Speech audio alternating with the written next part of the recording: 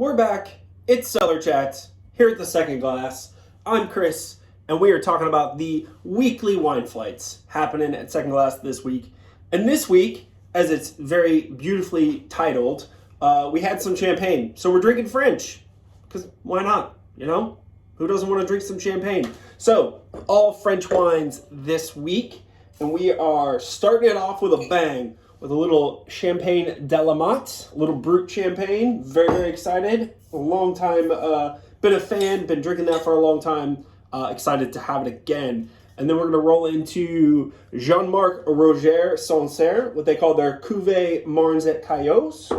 And then ending with a really fun, a little off the beaten path French gem, Les Traboules from Maison Clos-Roch, 100% Gamay. And we'll get into that in a bit. But first, champagne. There is a t-shirt for that. I'm sure there's bumper stickers. There's a tagline. I'm sure there's a hashtag. There's probably an entire channel dedicated to But First Champagne. And now that I think about it, I think there's a book called But First Champagne. So, a little bit about these guys. This is Champagne de Lamont again. They're Brut. This wine has a really cool story and history to it. So the de Lamont family in Champagne dates back to like the mid 1700s. You know, like a lot of the very historic houses throughout Champagne, they have a long, long history in the region. But it wasn't until the early 1900s where it kind of got a new resurgence when it came under the ownership of the Nonancourt family. And they kind of gave some love back to de Lamont and started building this brand that, you know, had such a long history and a big importance throughout Champagne. And they brought it back to, sorry, I had a little fuzz on the camera there. Back to prominence. And, you know, the thing that everybody always talks about and is really fascinating about de Lamont is that later on, in I think the 80s or so, Bernard, I believe is his name. Yeah, Bernard Nonancourt had control of de Lamont and was actually able to purchase the neighbor to de Lamont, which is Champagne Salon. So anybody who is familiar with Champagne or really loves Champagne or follows Champagne is likely to have heard of Salon. You know, arguably one of the very absolute great, like, Maison house champagnes. You know, it's not made every year. It always is highly acclaimed. It's made in very small quantities. You can never get it. It's very expensive. But it's arguably one of the greatest champagne bottlings there are. Every time they release it, it's hugely successful. You can't get your hands on it. And when you do, it's very, very special. But de Lamont, in many ways, is kind of like a sister secondary brand. You know, it's right next to Salon, and we're based in Les Mesnil, really the most famous area for Chardonnay in all of Champagne. And from what I understand, I could be wrong, but in the years where they don't make Salon, the fruit does find its way into de Lamont. They probably will never tell us that. I don't think they openly say that, but I would argue that that's probably what happened. Probably goes into the de Lamont vintage, not into their non-vintage Brut.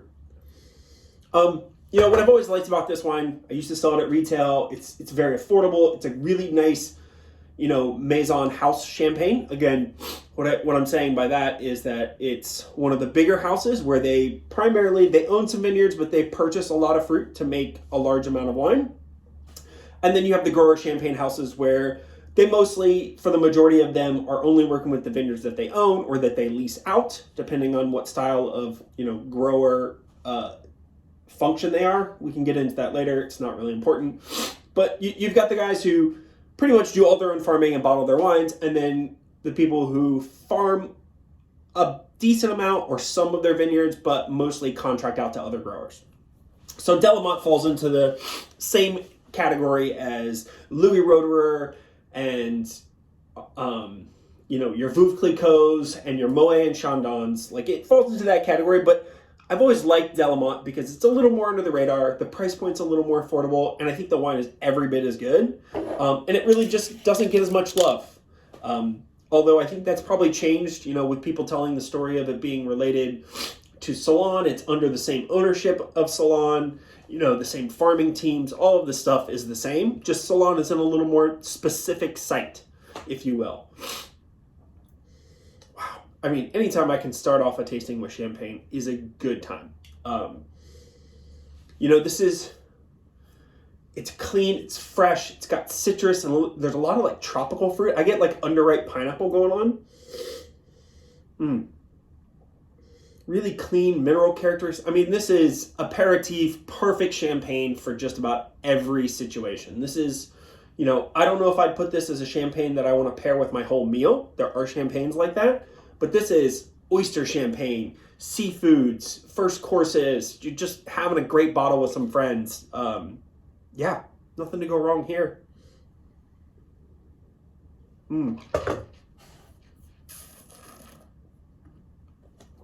Woo!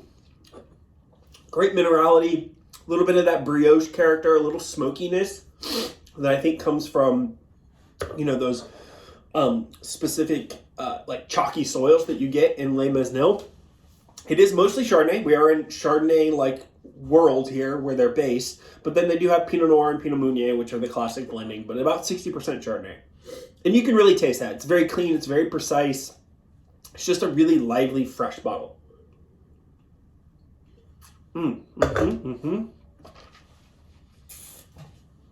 Again, Champagne de Lamont Brut.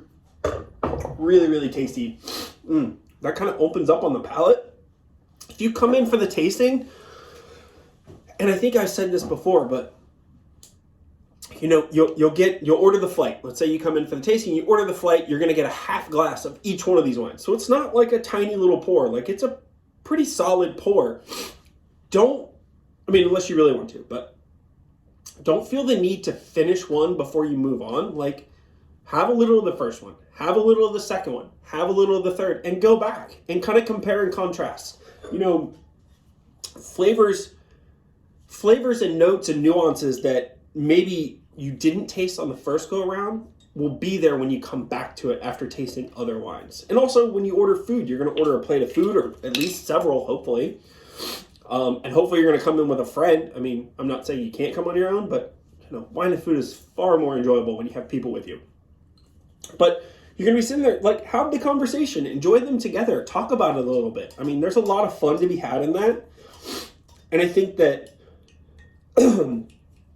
one of the things that people on the wine side haven't always been great at doing, which is really pointing out that a lot of wine's enjoyment comes from who you're enjoying it with and the conversations that you have and the ambiance and all of those things. Like, we love these wines, they're delicious, and we could wax poetic all day about the wines, but in reality, the enjoyment comes from sharing them and talking about them with other people as opposed to just doing it on your own.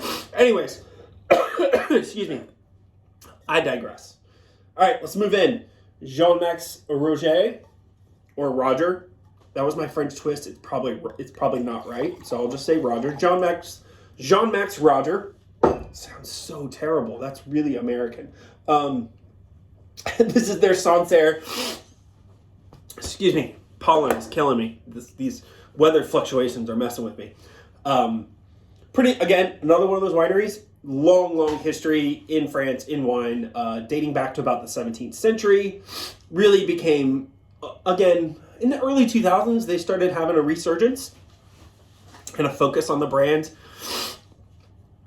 They make probably 6 or 7, excuse me, oh my goodness, 6 or 7 different Sancerre bottlings. This kind of falls into the mid-tier. They make a few where they age some of the wine in barrels. They make some that are all stainless steel. This one is all stainless steel, gets a decent amount of time on the lees, and, you know, really creates what I would call a really telltale classic Sancerre. I'm going to take a drink so that I don't die choking.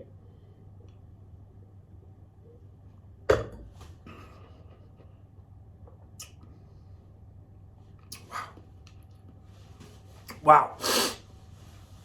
So I needed that to cleanse my throat, but super citrusy, really lovely, like kind of soft orchard fruit, but more on like lemon, lime, minerals, little saline, like saltiness to it. And again, that classic, what you look for in Sancerre, that like oyster shell, like minerality, kind of limestone character.